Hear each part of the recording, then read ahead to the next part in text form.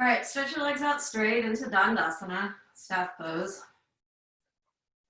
If you do have one of your bricks handy, go ahead and put the brick between your feet to start off with. And this is a way I've been working lately just to really get the feet involved in the practice. So we work basically from the feet upward. So if you really push your big toes against the brick, okay, and do that so much that you actually feel your inner quadriceps begin to engage. And also a little bit more firmness come into the inner thighs. If you don't feel that, really push the big toes against the brick even harder. And then if that doesn't work, just be satisfied that it is working and you'll just cultivate more awareness about the cause and effect of that kind of work. All right, then move your other toes away from your big toes. And as you do that, particularly the fifth toe away from the fourth toe, as you do that, you should feel firmness come into the front of the quadriceps and also into the outer sides of the hips, particularly that little toe side of the foot. Then from the little toe side of the foot, draw all the way up into the outer hip so you can feel firmness in the outer hips. Then lengthen up through your side ribs, roll your shoulder bones back, bring your shoulder blades closer together on your back, away from the neck and into the center of the body and up a little bit so you can really feel your chest get well lifted and broad. Then add the palms. Put your hands down on the floor behind you. If you have long arms, you may want to move your arms further back behind your torso, but make sure that your shoulders don't roll forward. Spread your palms well. Push through the thumb and the first finger, and from the little finger side of the hand, draw all the way up into the armpits. So use those arms to support the staff of the pose, which refers to the spine. All right, then take your right hand on the inside of your right knee and bring your foot all the way up, and you're going to turn the sole of the foot up toward the ceiling. So take your thumb and put it on the base joint of the big toe and your fingers around the top of the foot and turn the sole of the foot up toward the ceiling. Then move your thumb to the space between the big toe base joint and the other toe base joints, and then move your fingers a little bit more onto the top of the foot and turn that whole sole of the foot up toward the ceiling. So ideally, you're really getting onto the Virasana, the very top of the foot, where the foot would contact the floor if you're in Virasana, or hero's pose if you don't know the Sanskrit yet. All right, then take your other hand and move the other leg in and come into the pose that we call Swastikasana.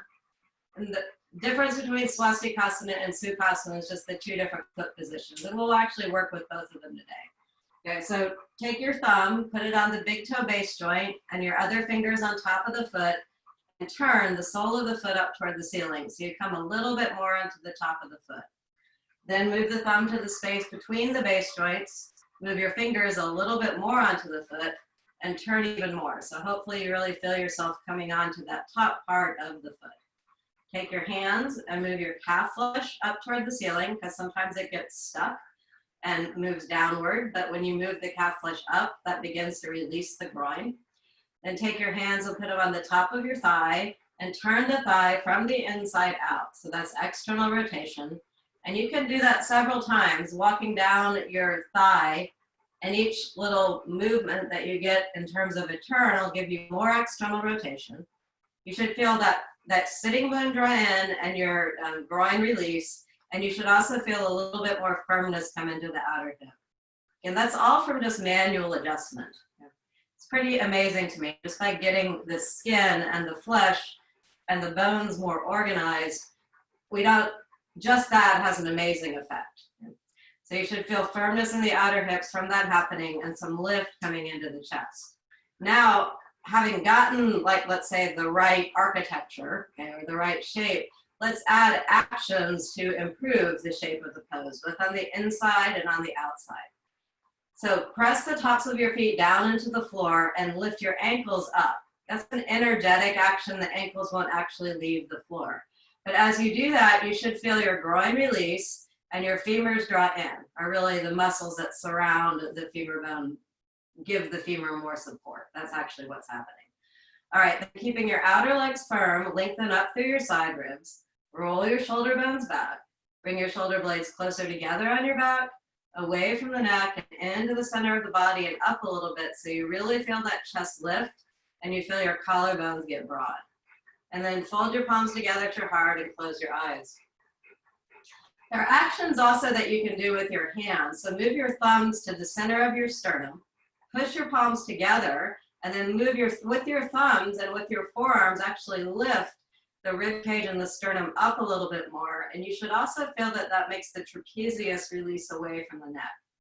That has a very soothing effect on the brain. And that for me really begins this inward movement from the work or the outer work of establishing the pose to the movement in, that involution of consciousness, which really is the work of yoga. Now turn your awareness to your breath, working first from the physical layer and now from the pranic layer. So as you inhale, make yourself taller from the tailbone all the way up through the head. Keep that height, and as you exhale, move the prana, or the energy of the breath, outward toward your side ribs and armpits. Inhale the breath on the vertical plane. Exhale the breath on the horizontal plane. And with each successive inhalation and exhalation, see if you can actually move from that vertical and horizontal axis outward more in 3 dimensions. Almost like there's a column. Think of your torso as like a column. And as you inhale, you could fill that whole column with prana. And as you exhale, you can also move a different level of the prana to the outer reaches of your body. Now let's work a little bit on the mental or the emotional plane.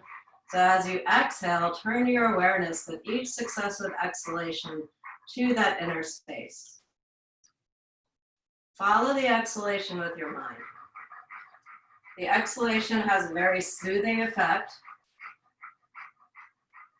on the psyche. It quiets the mind. And from that still place within, let's chant 3 Ms together.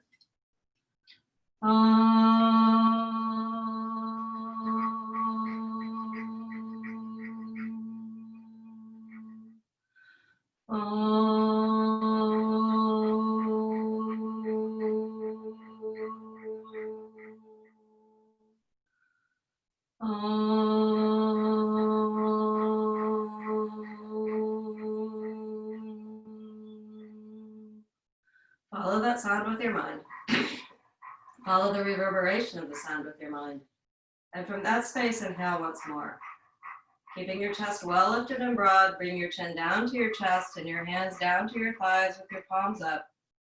And then raise your head and open your eyes. All right, so this is Swastikasana while we're on the tops of the feet. And we're gonna go back to Dandasana and do Swastikasana on the other side in just a second. But first, reach your arms out in front of you. Interlace your fingers and turn your palms toward me. Straighten from the elbows through the wrist bones. Press down into the tops of the feet and energetically lift the ankles up again. Continue that lift through the sides of the torso, and then keeping the trapezius releasing away from the neck, extend from your elbows through your wrist bones. Really lift up. So you're using that action of the arms to create more length from the sides of the torso, and you should also feel your abdomen draw in toward the spine. Maintain the firmness of the legs and the length in the sides of the torso as you bring your hands all the way back down. Switch the grip of your fingers and turn your palms out toward me.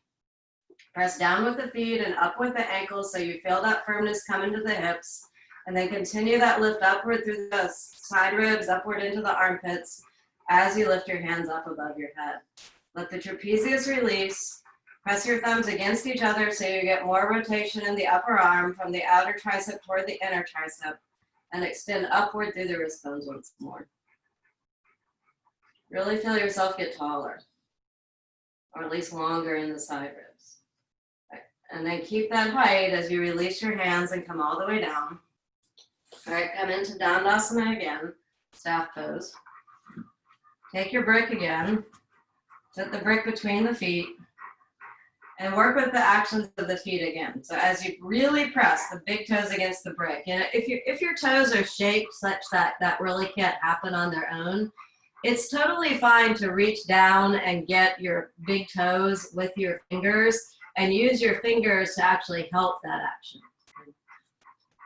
If you can't reach your toes, you could even put your strap around your block and around your big toes. Actually, that feels really good. So I have my strap around my big toes and the brick, and I'm using the strap to really pull the big toes against the brick. But when I do that, it actually helps me move my other toes away from the big toes. And then I can see if I can maintain that action on my own. So I've got, again, firmness on the inner thighs from the big toes, firmness from the spread of the toes away on the front of the thigh, and particularly that little toe side of the foot moving away from the fourth toe gives you the outer leg action. Then from the little toe side of the foot, draw all the way up into the outer hips. Lengthen through your side ribs, roll your shoulder bones back, do your shoulder blade actions, and then push your hands down onto the floor, and from those wrist bones, lift up into the armpits. If it's too much on your wrist to do this, you can do the action of your hands where you make a little cup shape with your hands. Press down with the fingers or with the palms as you lift up. I actually like both. If you do your little bear claws, you can put your fingertips down and press with the elbows bent, and that gives me a lot of nice lift up into the armpits. But then I want to keep that and see if I can really work my palms flat like they're in downward facing dog. Okay, this is really the first pose where the wrist has to deal with being in flexion. Okay? So we don't want to miss that opportunity to really get the spread of the palms. Too much on the wrist, you don't have to press all the way down. Right? But really make your palms be almost like they're doing downward facing. In fact, they are doing downward facing dog.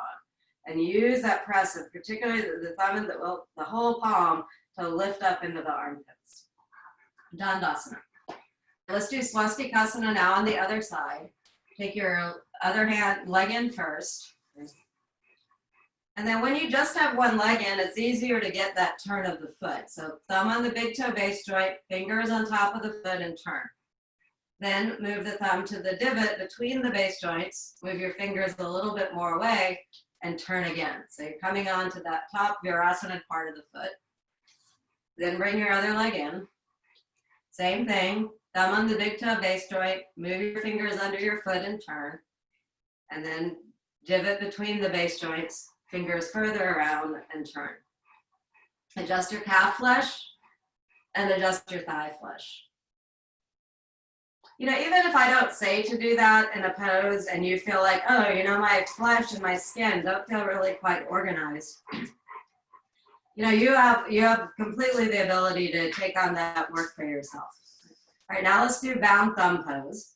So press down into the feet and lift your ankles up energetically so you feel the firmness in the hips and the lift in the chest. Then hook one thumb over the other thumb and pull your thumbs against each other as you stretch your fingers forward.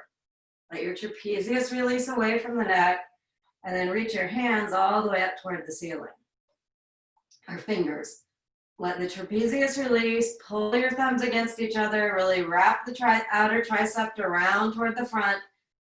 This is usually easier on people's wrists and easier to get the elbows straight. And I really like how it works the top of the shoulder blade a little bit more. All right, same thing though, really reach up so you get length in the ribs and you feel your abdomen draw in toward the spine. Then bring your hands down, switch the grip of your thumbs, pull your thumbs against each other and you'll feel your elbows draw in. And then move the trapezius away from the neck as you reach your hands all the way up above your head. Pull your thumbs against each other and stretch up through the ring fingers. Make yourself nice and tall. Through those side ribs. Feel the abdomen draw in and feel how this particular arm position really helps the upper shoulder blades get more movement in. And then release and come down. Come into Dandasana again. This time we'll do Dandasana without the brick. So join your big toes together, and so that joining, I say join, but it's really more than that. It's really a very, very, very active push. And the more you do it, the more you'll see your inner quadriceps lift and your inner thighs engage. Then spread your other toes away from the big toes, maintaining that push of the big toes against each other. And you'll feel the tops of the quadriceps release. And the more you can move that little toe away from the fourth toe, you'll feel the outer legs engage. Then from the little toe side of the foot, draw up into the outer hips. To feel that a little bit more, actually, you can get your straps. and put it not on the ball of the foot, but actually really kind of right in the middle of the outside of the foot, or right on the lower part of the arch, which is near the heel, okay? So now big toes together, spread your other toes, fifth toe away from the fourth toe, but also pull on the strap and roll your shoulders back so that you get even more of that work of the outer leg, drawing the muscles that support the movement of the femur bone in. So Dandasana with the strap. All right, so now this action of the left foot that we have here, we're going to take into the pose called Sukasana. Okay? Same cross leg, but it's a little bit different foot position. All right. So the position that your foot is in now should be the same when you bring the foot underneath the thigh. So in this position, I'm on the little toe side of the foot. Completely different foot position and footwork than Sukasana. In fact, to make sure that I stay that way, I actually have the brick on my foot, or not on my foot, but next to my foot. So it's almost like I'm standing on the brick. And then I bring the other leg in. So this is called Sukhasana, means pose of ease. I'm referring to it that way. Yeah. And I'm on the little toe side of the foot. So both of these are good, but I'm actually really feeling, because I haven't been doing this one as much recently, okay, that I actually do really feel it gives a different release in the groin. And also when you really stay on that little toe side of the foot, and in fact, energetically, like you had the strap on the little toe side of the foot, draw up into the outer hips, and it gives you some more firmness in the outer hips. And that action results in me feeling a lift coming all the way up into the chest. So this is Sukhasana. And reach your arms up. Well, actually stretch your arms out like you're going to do a standing pose. We've been doing this action for a couple weeks now. And try and keep your thumbs in line with your other fingers. So you're extending both through the ring finger and through the thumb. Let your trapezius release away from your neck and move your arms back behind you. Do that 2 more times. Trapezius away from the neck, extend through the ring fingers and the thumbs, move your arms back behind you. Check back in and make sure that your feet are still pressing into the brick. Trapezius away, extend through the thumb and the ring finger, move your arms back. Now, as you turn your palms up, it's really a whole rotation of the arms. So you should really feel the humerus bone rotating in the socket. And then reach your arms all the way up just into regular Hastasana. Press into the balls of the feet, energetically draw up from the little toe into the outer hip, and again, reach up through the ring fingers and the thumbs as well.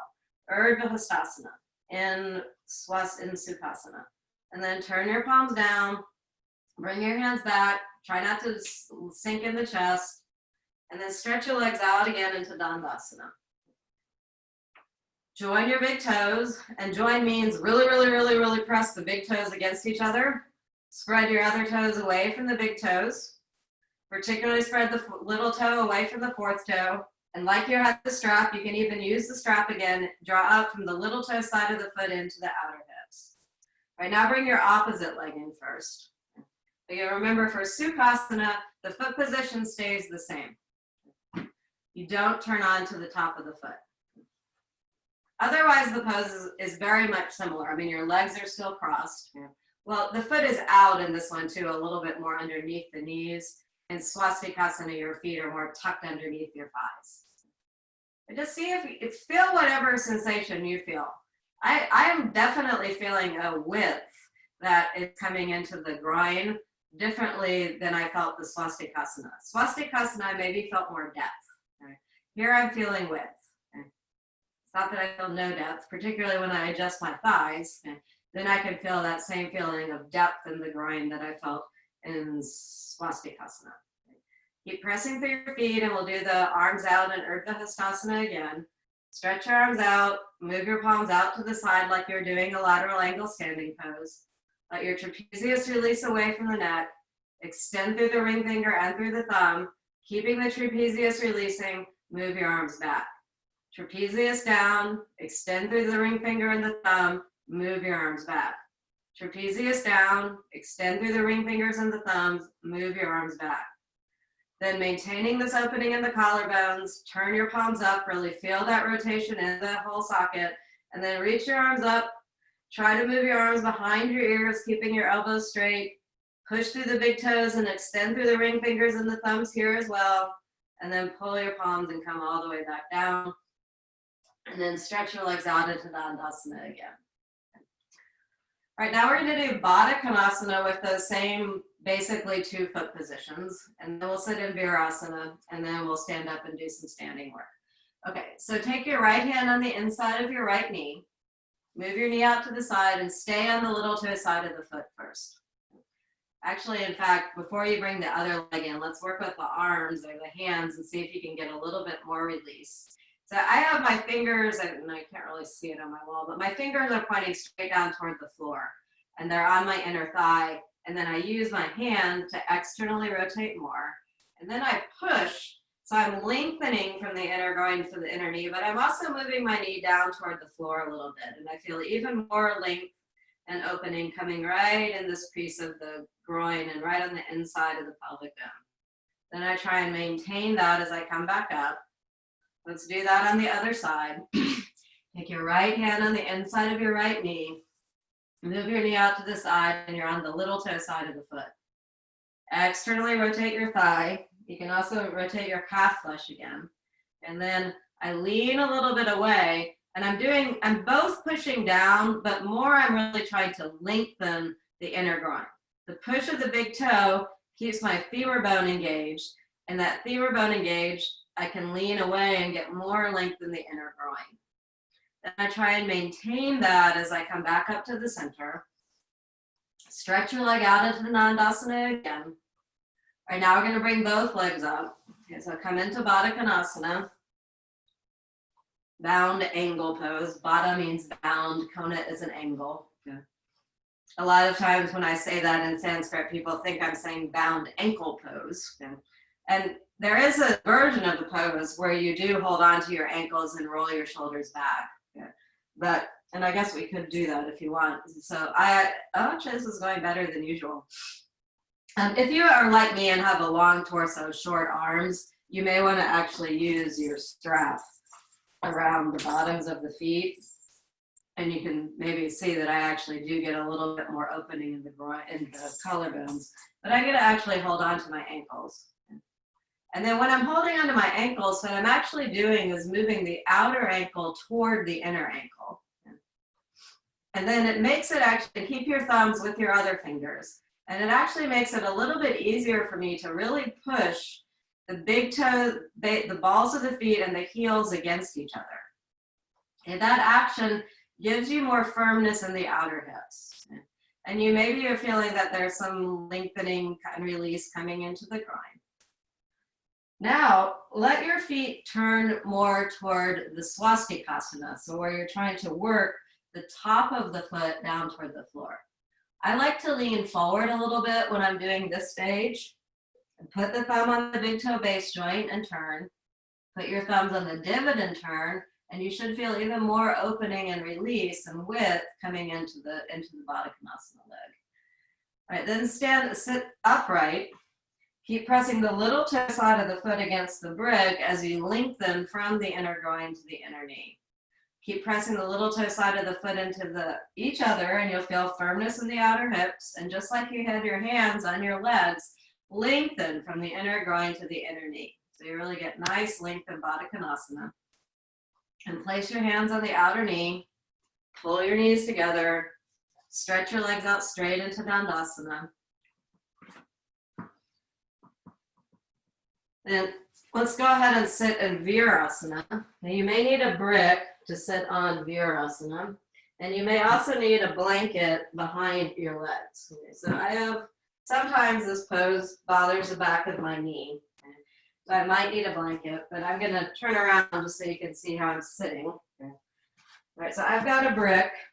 Actually, with all the groin opening, I don't really need the blanket behind my knee. But if I did, okay, I would sit up, pull a folded blanket back behind my knee, and then sit down. Okay. We can't see you. Oh, I'm sorry. Thank you for letting me know. Okay. Oh, it's because I moved forward. All right, thank you. Can you see me now?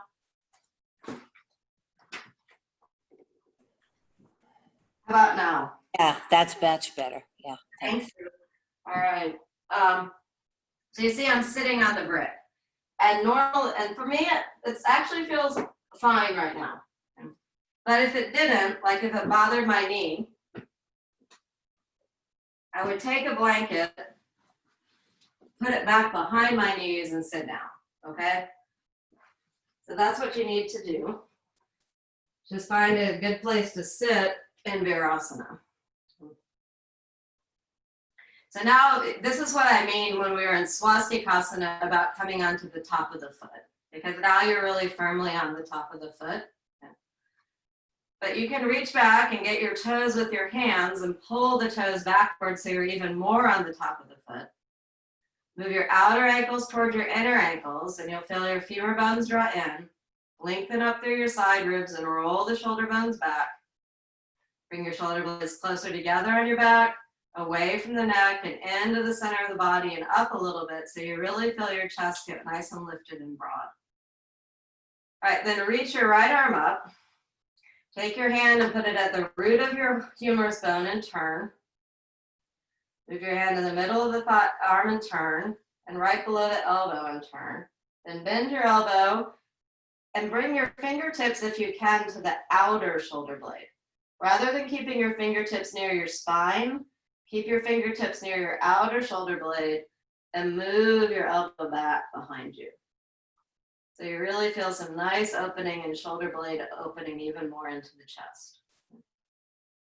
All right, and then release your arm down and let's do that on the other side. Reach your arm up, hold on right near the armpit and turn from the outside in. Turn again by moving to the middle of the upper arm and turn again. Move your arm back behind your head.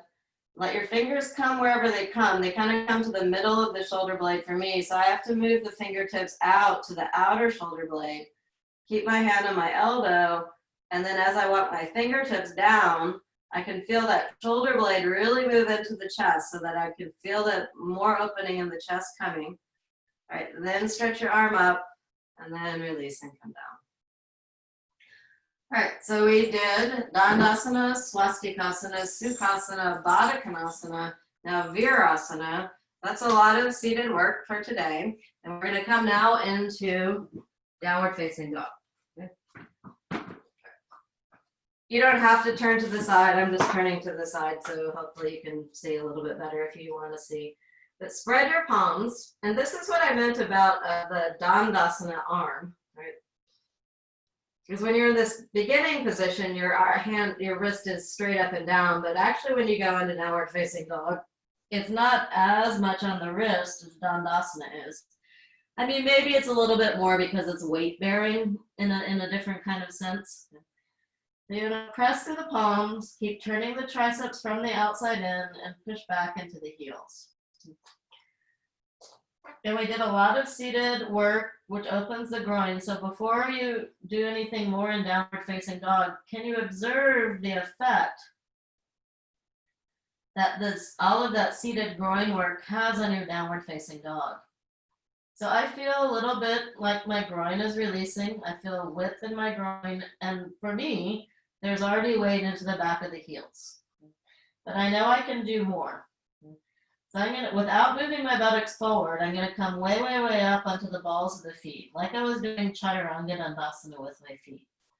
Now push down through the big toe base joint and extend back through the arch of your foot, through the heel of the foot, and push your top thighs back, and you'll come even deeper into downward facing dog. And you should feel your abdomen draw into the spine. If your legs are just draw in, toward the spine.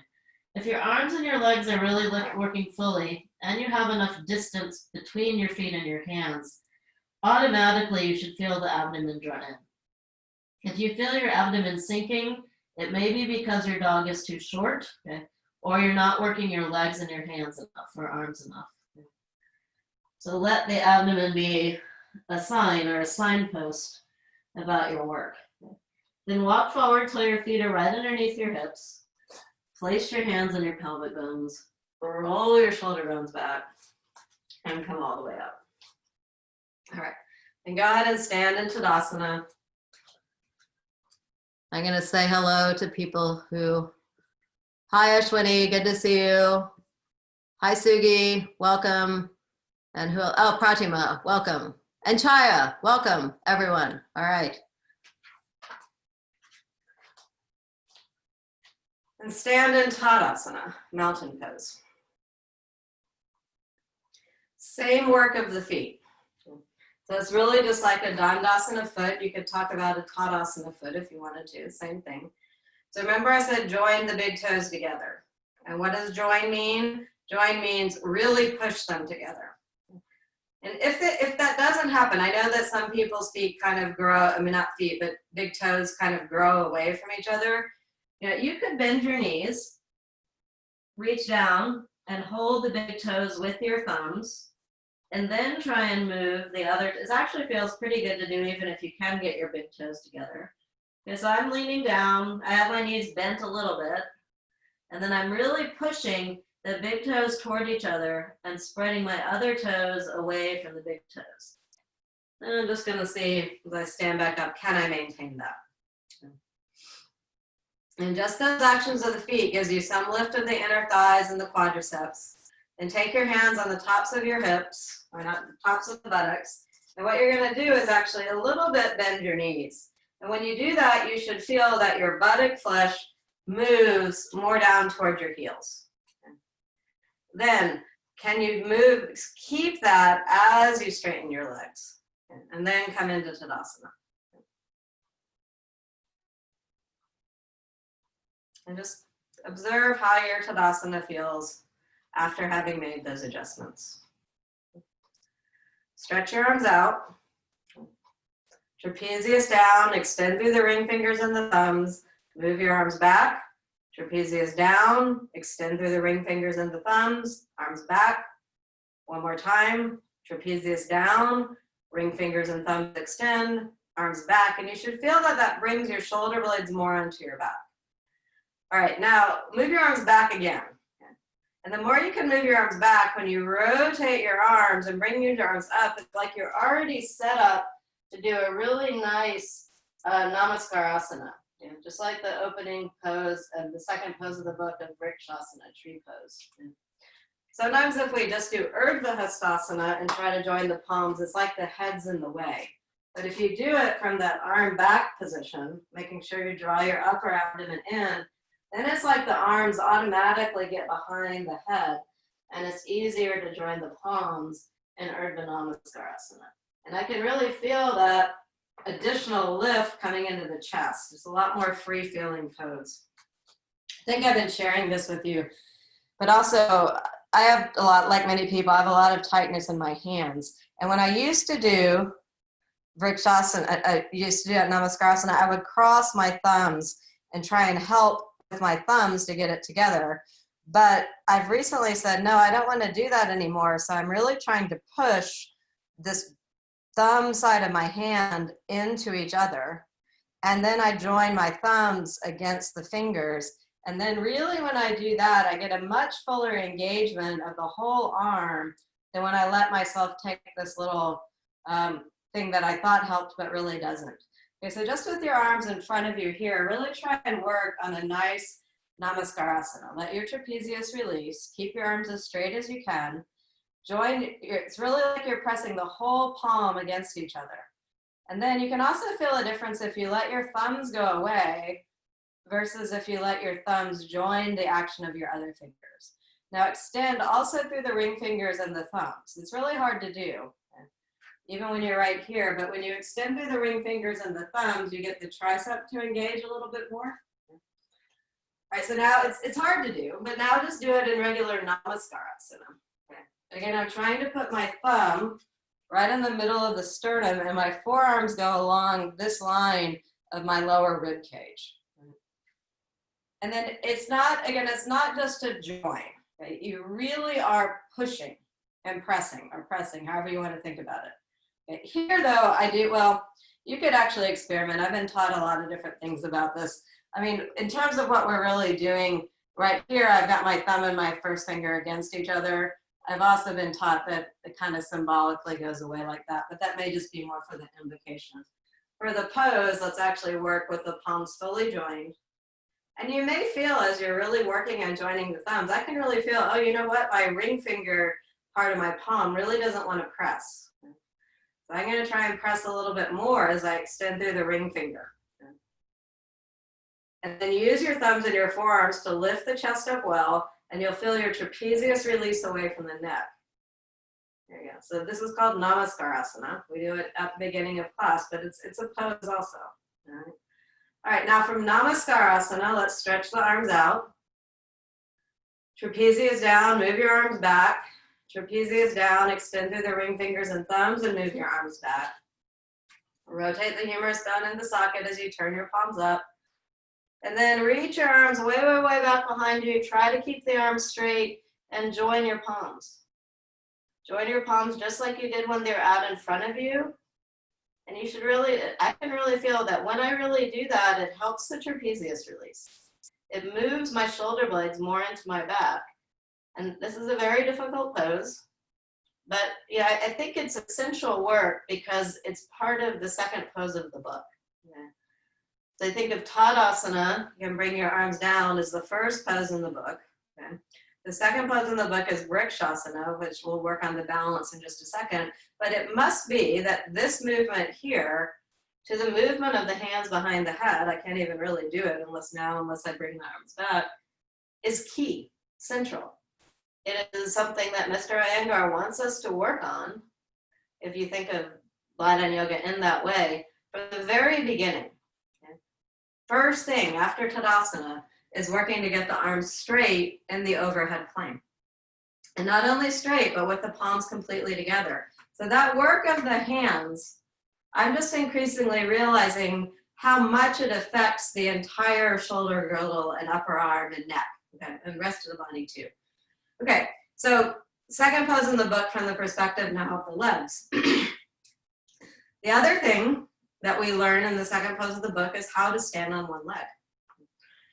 So we're standing to a degree. If your legs were fully joined here, you'd be in Tadasana. But now you can hold on to the wall if you need to.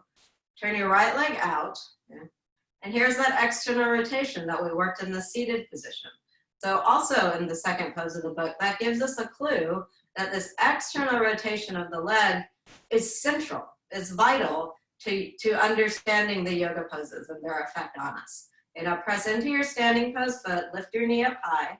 Lift your knee up high as you can, so when you do take hold of your ankle and put your foot on the very top of the thigh, hopefully you don't actually have to lean down that much. I'm not right at the wall, but I am actually holding on to my rope on the wall just for a little bit of balance. All right, then just like we did in the seated work, you can actually use, I might even recommend doing, well, be close to the wall so you can hold on. I'm turning, externally rotating my leg just like I did in the seated work. Now push your foot and your thigh against each other so your femur bone draws in. And then simultaneously move your knee back toward the wall, outer ankle toward inner ankle, and you'll feel your groin release. Okay? So we've got balance, we've got external rotation, reach your arms out and back, and we've got straight arms in the overhead plane with the palms completely together. Okay? All of that is in the first pose of the book. Now what I'm noticing when I really reach my arm up and I push that thigh into, my foot into the thigh, I'm getting more length in the groin from the very beginning as well. Right. And then bring your leg back down and stand in Tadasana. All right, let's do the other side. I'm moving back a little bit more, a little closer to the wall. So I can touch the wall if I need it for balance. So Tadasana, you've got your left foot actions that we worked on, you've got your leg actions that you worked on. I do actually like to bend the knees a little bit to get the buttocks to go down. I feel like I'm needing that today.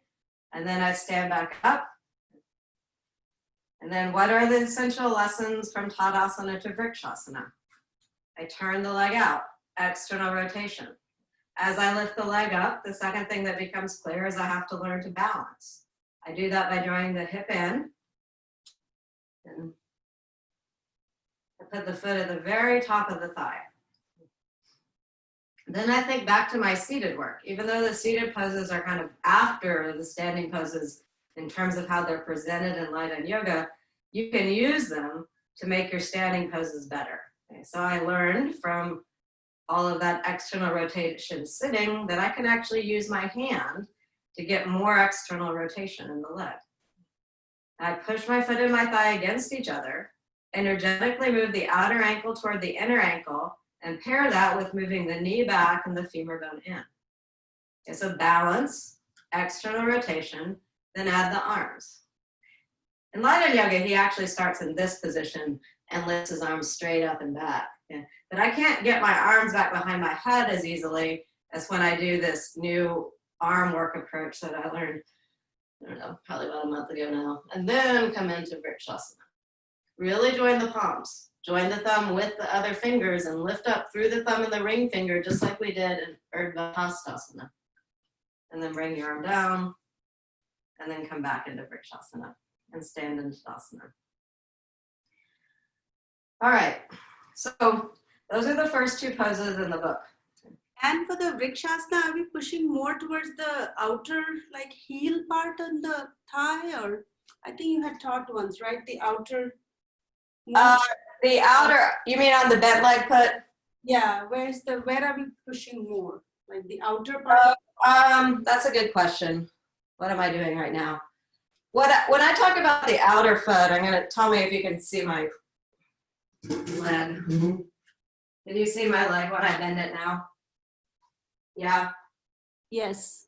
Okay. So if I don't do anything, what's actually happening is that I feel more weight on the inner foot, like it's kind of digging into the thigh. But if I go from my outer ankle forward, that more spreads the weight on the whole heel. It's not so much that I'm more on the outer heel, but actually now that you bring that up, when I do think about pressing more through the outer heel, I do feel the femur bone draw in more. Okay. But it's really more when you move the outer ankle toward the inner ankle. I think it's more like I feel that the weight is evenly spread on the foot. But like I said, once you reminded me of that and I really did press more through the outer heel, I got something more in the femur bone. Does that make sense?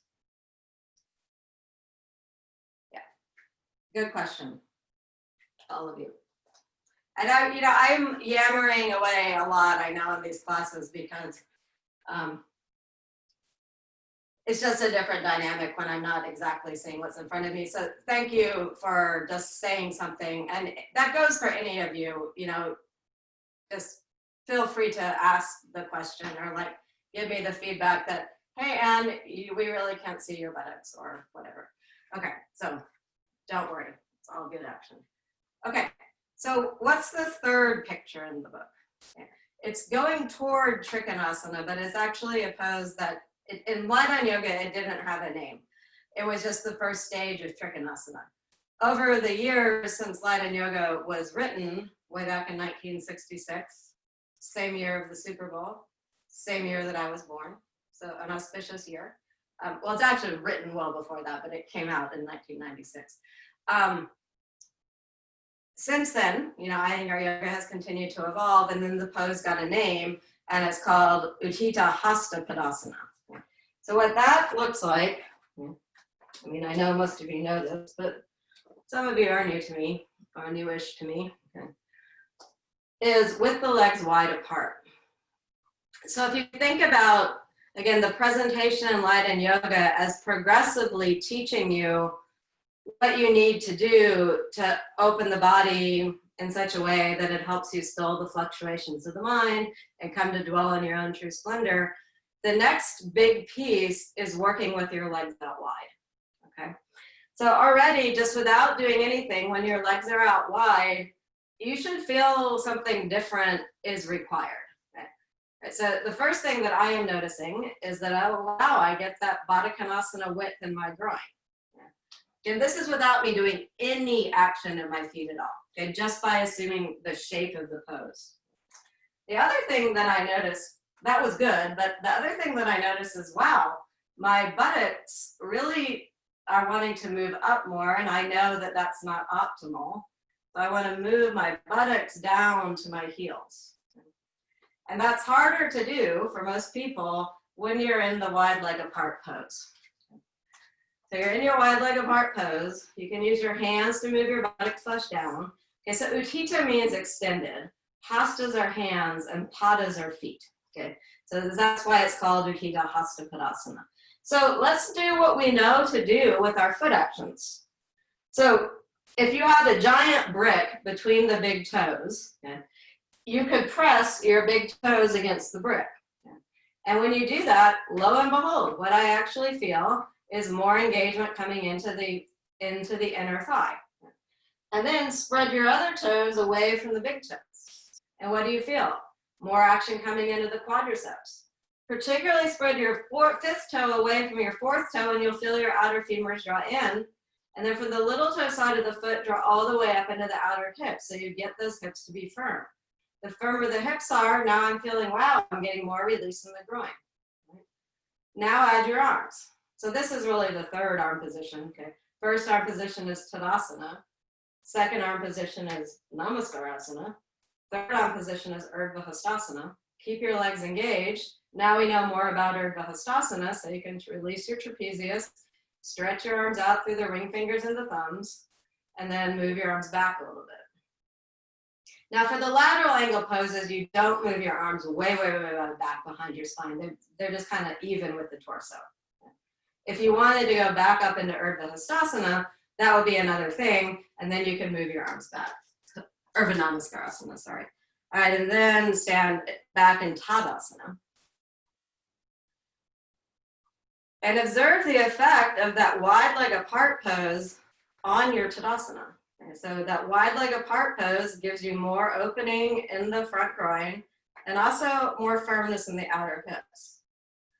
Yeah, those two things, I'm just increasingly finding that the difference between shape and action. Okay, so again, I haven't done any actions. I just brought myself back into the shape of Tadasana, but because I did Hastasana, it influenced the shape of my Tadasana for free. And I can make it better by doing all of my Tadasana actions that I need to do, okay, but that's in certain way neither here nor there. Okay, the reason I'm bringing this up is because that ability to discern cause and effect is in Sanskrit yoga philosophy, that's called viveka, okay? And it means discernment, okay? And that's really what the whole eightfold path of yoga is aimed at developing. Okay? And we need that discernment, the discrimination, okay, or discernment, viveka. Patanjali tells us in order to cure avidya, which is ignorance. Okay?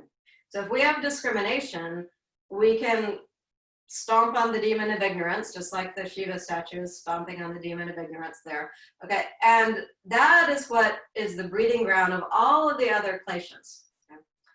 And so if we can really work on removing the veil of ignorance for ourselves, it's going to ripple down and have this amazing effect through every aspect of both our individual existence, but I also think our collective existence in the world. And that starts from seeing what happens when you do an action. Okay. So let's do it again. And we'll add the Parjva turn of the leg. Okay. Because that's important. You know, all of this is really aimed at coming to dwell in the seat of your own true splendor. Okay. In order to do that, our mind has to be still. In order for the mind to be still, it's easier to do if we're engaged in all of the 8 limbs of yoga. All right, so stand with your feet out wide. Go ahead and do your actions. Going to keep your hands on your hips for a second. Now the next thing is Parjva Utita Hasta Padasana. So I'm going to lift up on my heel and turn my leg out. So this is that same external rotation of Virasana. So we do it in a bent leg first and then in a straight leg. I think we do it in a bent leg first because it's actually easier to get in a bent leg than it is in a straight leg. So a little bit I'm going to bend my leg. Okay. And you maybe even can feel that. What happens when just a little bit you bend your leg? Don't you feel a release coming into your groin? And it's easier then to get the external rotation. I'm using my hand to help here too. All right, and then push through the big toe side of your foot as you straighten your leg. Now, if you feel like your leg is hyperextended in front, I'm going to show that. Like if I shorten my stance and I stand, my leg is hyperextended and it's pushing back into the knee. It also tightens the groin. But if I have a wide enough stance and straighten the leg, then this leg is straight but not locked. Okay, so if you feel like there's a lot of pressure in your back of your knee, of your front leg, or your back leg for that matter, you can stand a little wider. Now I feel that I'm tipping over a little bit and I've lost my Tadasana, so I have to suck my back femur bone in more, and that helps me straighten out my torso. I've learned the arms. I'm moving back once. All right, now keep pressing into your back heel, keep moving your outer facet of your hip in, reach your arms out, turn your torso toward the screen, and then bring your hand down into Trikonasana. Now, in the book, his hand is all the way down at the floor. Okay, we're not going to go that far. Okay? I just have my hand on my shin, or you can put your hand on the bricks. All right, stretch through your thumb and through your ring fingers. And then if your head feels okay to turn the head, go ahead and look up toward your thumb. Now to come out of the pose, push into your back left heel and pull with your top left arm and come all the way up. Turn your feet back to the center. Go ahead and give your arms a rest. Utita, let's call it Padasana. A little bit you turn your back foot in. Okay. Now turn your front leg all the way out. Okay. So I can feel that I can get more rotation. So I'm going to bend my knee a little bit. Okay. So I can even use my hand. I can even lean a little bit away from that front leg. And then re-straighten your leg. Okay. And then you may need to adjust your stance. Now suck your outer, press through your back heel and suck your outer femur bone in. Straighten out your arms, move them back a little bit. Now, as you go forward, the tendency is to tip your torso toward the floor. So actually suck your femur bone in and turn your torso a little bit toward the screen as you go down into Trikonasana. Go down wherever you can go to. I'm not going that far today. And then come all the way back up. Turn your feet. And then come back into Tadasana and observe your effect.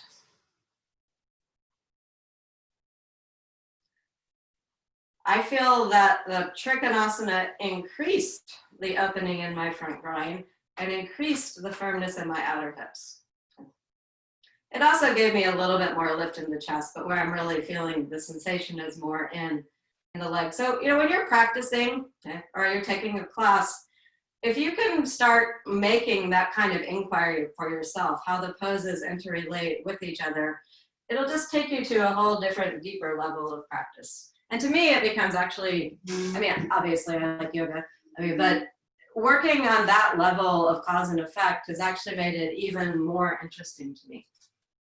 All right, go ahead and now we're moving into the inversion restorative part of class. And just a reminder, since some of you are newer to me, you don't have to be able to stand on your head. You don't have to be able to stand on your shoulders. This last part of class I've been putting in pretty much every class I teach because it's part of the immunity sequence and it's also part of the emotional stability sequence. And in these pandemic times, both of those things are things that we need to work on. And the part of yoga that really does that the most are inversions. And so all of these poses that we'll do before standing on the head are poses that you can do if you don't know how to stand on your head, okay? And we'll do some shoulder stand variations too. The only one I'm actually not doing that is in the emotional stability sequence and the immunity sequence is chair back bend or Dvipada Viparita Dandasana. And I'm just choosing to omit that one because I know not everyone has a chair. Okay, and I don't want people who don't have the right kind of chair to feel left out. Okay.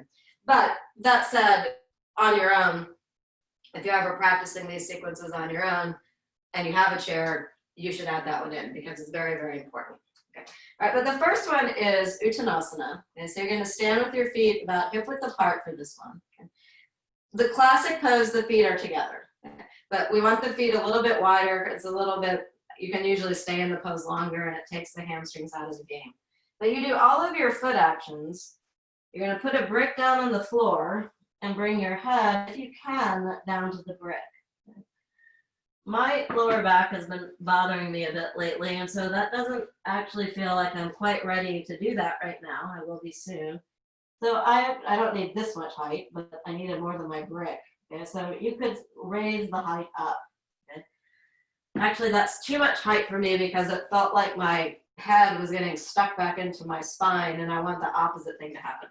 So instead, what I'm going to do is actually turn my feet in a little bit, okay, and make my feet be a little bit wider. Okay.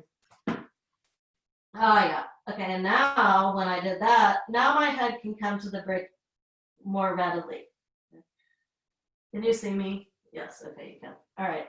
So the brick is right on the crown of my head, and I have my fingertips on the floor, and they're out about as wide as my feet, and I lift my shoulders away from my ears. Now, if you happen to have 3 bricks, you could also place your hands up on a brick, and that actually increases the sense of relaxation and spreading across the neck and the collarbone.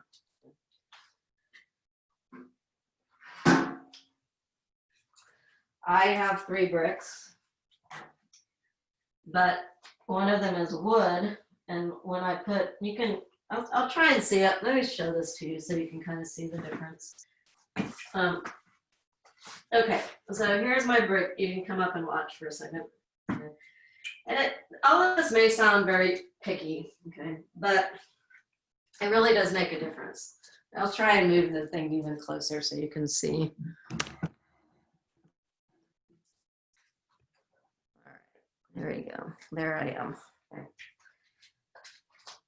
All right, so I'm going to bring my head down to my brick, but I have my wood brick, and that feels too hard on my head.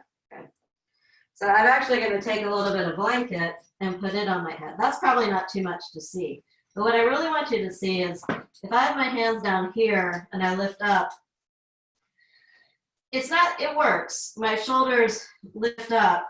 But when I move my hands up onto bricks and do the same thing, my shoulders lift much more readily, and I also get more broadness across the neck. And that feels really nice. Okay, so if you do happen to have 3 bricks, it's worth it to kind of fiddle with that, particularly in terms of doing this for immunity and emotional stability kind of work, as you're freeing that space around the neck. You know, think about how much tension we have on our neck and around the collarbones.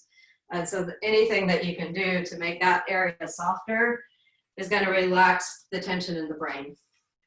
And will also help with breathing. And so that's why that version of the pose probably is in both the emotional stability and the immunity sequence. So go ahead and get into whatever version of that you can do. And then we'll be in there for about a minute or so, or 2 minutes maybe.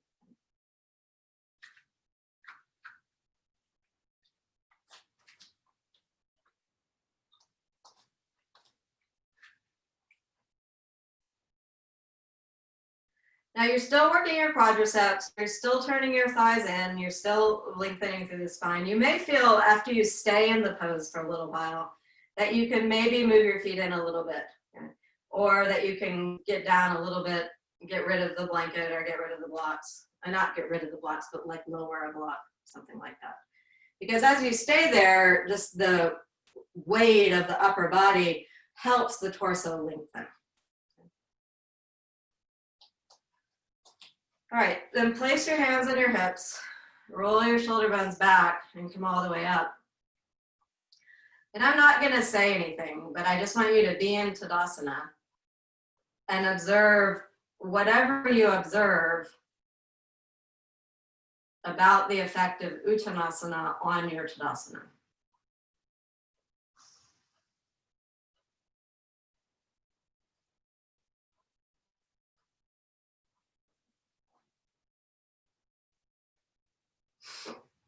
And just whatever it is you observed, okay, whatever little glimpse you got of that cause and effect, think about that in terms of cultivating emotional stability and in terms of cultivating immunity. All right. The next really important pose in that sequence is downward facing dog, ideally with head support. Okay, and if you look at the classic pose of downward facing dog, his head actually is on the floor, so head support is a part of the pose, but typically when we teach downward facing dog, we don't insist upon that because most people can't get their head all the way to the floor without really distorting the pose. Okay, so for most people, the brick is pretty good as a downward facing dog. For me, it's actually a little too high. And so I actually have these other bricks. Today I might need one, I might need two. And I probably just need one. They're about the size of half of a regular brick. Okay, so I have it handy. All right, so you're gonna come onto your hands and your knees, spread your palms well, turn your triceps and look forward. And as you look forward, observe how that brings the thoracic spine in. Okay. Now keep looking forward, keep your arms straight as you come onto your toes. Keep looking way, way, way forward as you push back into downward facing dog. Now once you're back in downward facing dog and your sign also that you're ready to drop your head is your abdomen drawing in toward the spine. If it's not, wiggle back a little bit more and work your legs harder. And then you just let your head hang. Okay. And hopefully your head hanging, the forehead will come into contact with the brick. Okay. Actually today, this feels almost right for me. Okay. But I'm gonna say, I think I could let my head hang a little bit more. Yeah, I can. And then it feels even better, more release in the head, more release in the thoracic spine. And then you'll stay here in downward facing dog. You'll work up to the ability to stay first for a minute, and then you add 30 seconds or so, because if you were doing the whole immunity sequence and that was just your whole practice, the suggested timing is 3 to 5 minutes. Now that's a long stay in downward facing dog. And it doesn't mean that you don't get any effect from staying a shorter period of time. But you do get greater effect the longer you can stay in the pose. And some tricks about just learning to stay in the pose longer are you just can recycle in your mind the whole litany of points that you hear me rattling off every Saturday morning, right? And make sure you're doing those things. And then you can kind of turn that mental reminder off, okay? And then just be in the pose. Because that's another part of cultivating viveka, right? Is what does it feel like to be in the pose? Then when you come out of the pose and come back into a Tadasana, what does the effect of the pose feel like? And we should do both. Another aspect of all of this is you have to know what to do first, right? If you don't have any idea of what to do, then you can't do it. And then you won't be able to observe the effect of what you do. That's skill in action. It's one of the ways yoga is defined in the Bhagavad Gita. All right, so walk forward till your feet are right underneath your hips. Place your hands on your pelvic bones.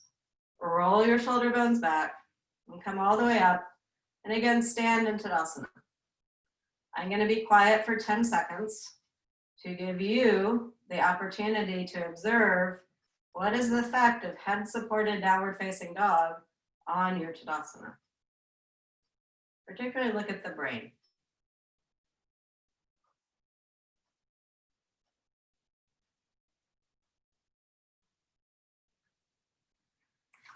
All right, and then you just observe what you observe and file that away.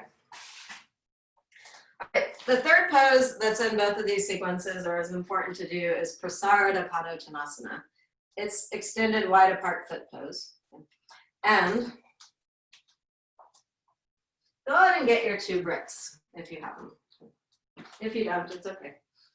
In a pile of books work. But we've been at this yoga at home for quite some time now, so It's probably worth the investment of foam bricks or wood bricks or both. In fact, everyone has their own little yoga studio at home.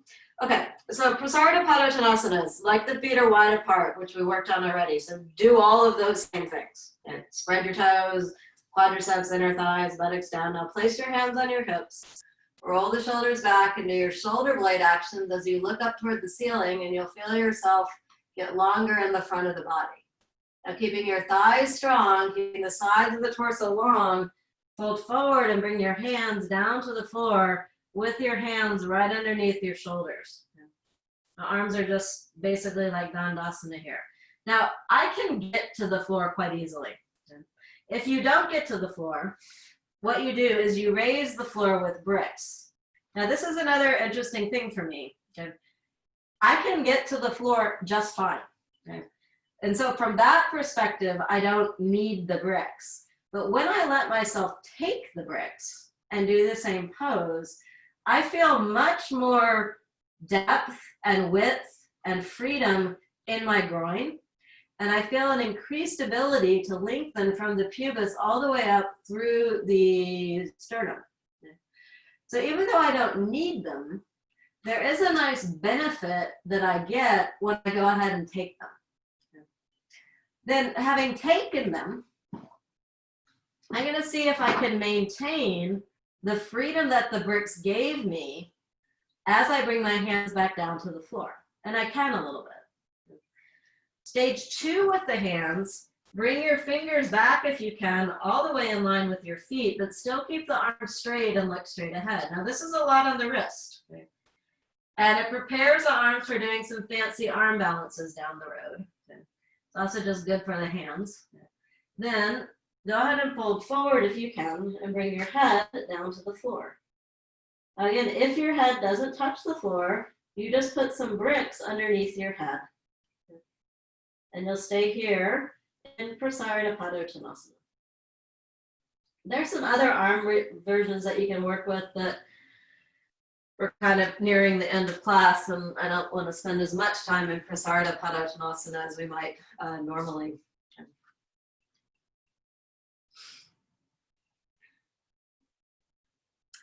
And then walk your hands back out straight, right underneath your shoulders. Then wiggle your feet in a little bit, place your hands on your hips, and come all the way up and stand in Tadasana here.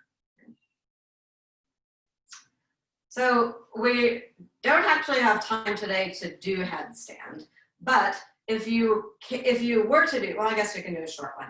Do a really short headstand, okay? But if you don't do headstand, okay, what you will do instead is one of those 3 poses. The standing forward bend, the downward facing dog, or the pose that we just did, Prasarita Tanasanas.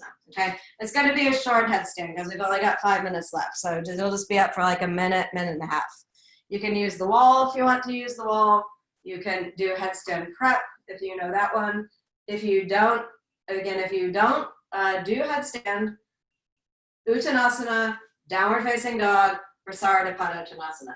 If you don't know the Sanskrit names, it's those 3 poses we just did, okay? And you can pick, it doesn't matter. Pick one of them and do it instead of Shirshasana, okay? So everyone's gonna come into Shirshasana.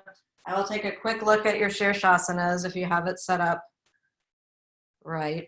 Or not right, I don't mean it that way. Okay. All right, that looks good, Ryan. Marsha, it's looking pretty good. You can take your ribs back a little bit more. Gay, a little bit, your right elbow is out a little bit too wide. Donnie, that leg actually looks pretty good, but your heels are a little bit too far back behind you. So move a little bit your feet forward. There you go, perfect. A little bit more Karen through the inner heel. Bob, that looks good. Shoulders look really good. Can't see your feet, but the shoulder action looks great. Okay, Pratima, that's looking pretty good actually. Good, Chaya, very good. Melinda, that's looking very strong also. A little bit you're listing over toward that doorway. So can you move your legs a little bit away from the doorway, entryway? All right, good job everyone. All right, so now on the way down, keep your shoulders well lifted and everyone's gonna come into downward facing child pose.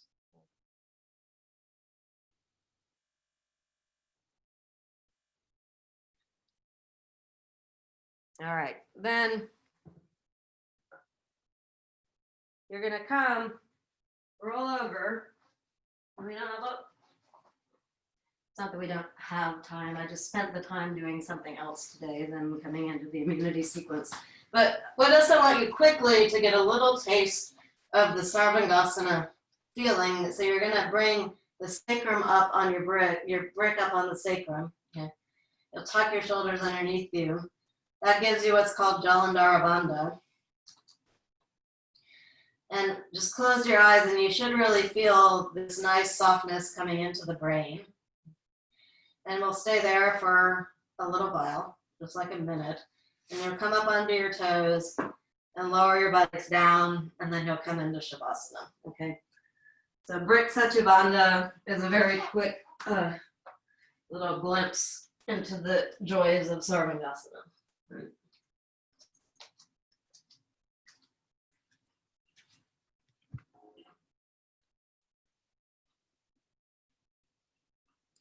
Try and move your feet in so the knees are not quite so wide. Eventually, you actually bring your feet completely together.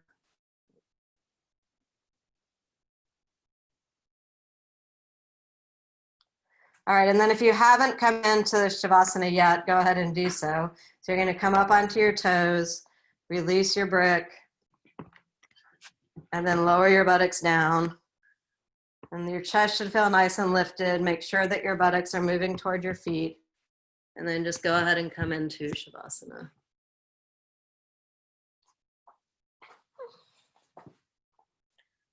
Let your eyes release into the back of your head.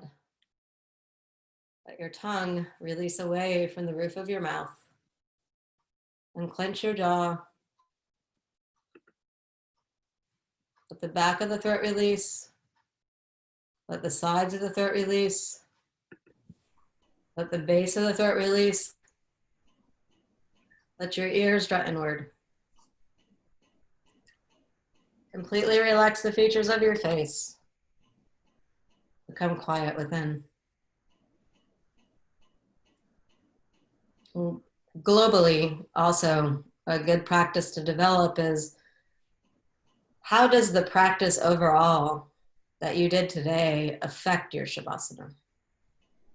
So there's the individual observation of cause and effect between the poses and even within a pose. But there's also the global observation of what's the quality of your Shavasana. Beyond that, what's the quality of your life that your yoga practice enhances? What is its effect on how you relate both to yourself, but how you relate to others? That's what I mean by when I say you want to bring that awareness of your true self with you as you go about your work in the world. From that space, consciously bring that awareness of your true self with you as you go about your work in the world. Place your hands on your rib cage, bend your knees, roll over to your right side. Take a couple breaths there and use your hands to push yourself back up. Sit up straight and tall, lift your chest well, close your eyes and fold your palms together to your heart. Observe the effect that your practice has on you. Observe it on every layer of your being, from the physical to the most deeply spiritual. In gratitude to the benefit you receive from your practice of yoga, in gratitude to the people of the opportunity to learn, study, and practice yoga with, and in gratitude to the lineage of Hatha Yoga itself, as practiced by BKS Iyengar, reaching back to the sages of India, and down through a line of teachers and students to you, here on the mat in Austin, Texas, or Paris, France. The miracle is in. Namaste. Happy Saturday, everyone. I've unmuted you so you can say hello and goodbye to each other. Or goodbye, I guess. We already said hello. Hello, goodbye. Thank you. Thank you, Bye, Anne. everybody. You're welcome. Everybody.